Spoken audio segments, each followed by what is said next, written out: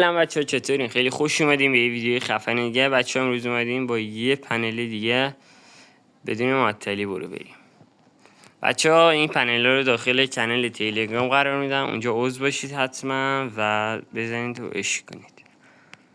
بچه‌ها این پینگی هم که دارید الان میبینید واسه ویدیو قبله، حتما برید ببینید و آموزشش هم گذاشتم.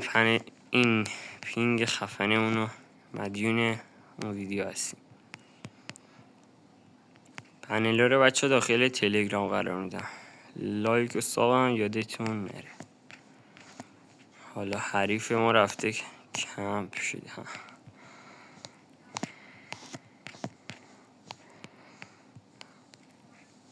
یا حالا چرا ویست؟ خوب نمیدونم.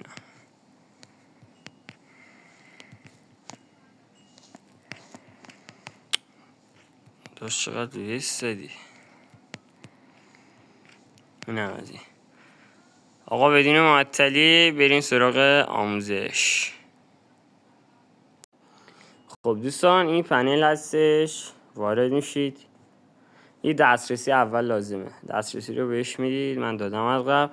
اینجا هیچ چیز وارد نکنید، اینجا لاگین رو میزنید و تمام وارد میشه و یکی یکی دکمه‌هاشو میزنید و وصل میشه. و حالا فریفایر مکس و معمولی.